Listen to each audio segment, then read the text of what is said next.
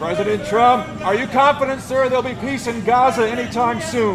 গাজায় যুদ্ধ অবসানে ২০ দফা শান্তি পরিকল্পনা ঘোষণা করেছেন মার্কিন প্রেসিডেন্ট ডোনাল্ড ট্রাম্প। সোমবার ইসরায়েলের প্রধানমন্ত্রী বেনিয়ামিন নেতানিয়াহুর সঙ্গে হোয়াইট হাউসে এই পরিকল্পনা নিয়ে আলোচনা করেছেন তিনি।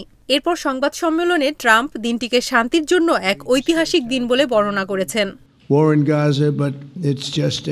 ট্রাম্প জানান তিনি নেতানিয়াহুর সঙ্গে চুক্তির অনেক কাছাকাছি পৌঁছেছেন। বলেন, চুক্তি গৃহীত হলে গাজায় অবিলম্বে সংঘাত বন্ধ হবে। আমি নেতানিয়াহুকে এই উদ্যোগের জন্য ধন্যবাদ জানাই।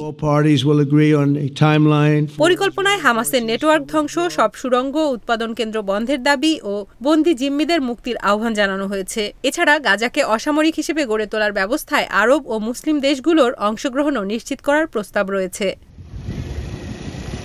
ট্রাম্প আরও জানিয়েছেন বাস্তবায়ন তদারকিতে বোর্ড অব পিস থাকবে এবং তিনি নিজে বোর্ডের প্রধান হবেন। তবে প্রস্তাবের সবকিছু এখনো চূড়ান্ত হয়নি এবং হামাসের সম্মতি পাওয়া এখনো বাকি।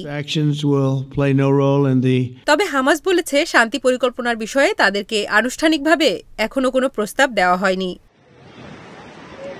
এদিকে নেতানিয়াহু বলেন, গাজায় যুদ্ধ শেষ করতে আমি এই পরিকল্পনাকে সমর্থন করছি। এটি আমাদের সুরক্ষা নিশ্চিত করবে। ট্রাম্পের সঙ্গে সোমবারের বৈঠককে কেবল গাজায় যুদ্ধ শেষের জন্যই নয়, বরং মধ্যপ্রাচ্যে শান্তির পথ প্রস্তুতের জন্য খুবই গুরুত্বপূর্ণ বলে উল্লেখ করেন নেতানিয়াহু। ট্রাম্পকে ইসরায়েলের এযাবৎকালের সবচেয়ে ভালো বন্ধু বলে সম্বোধন করেন তিনি।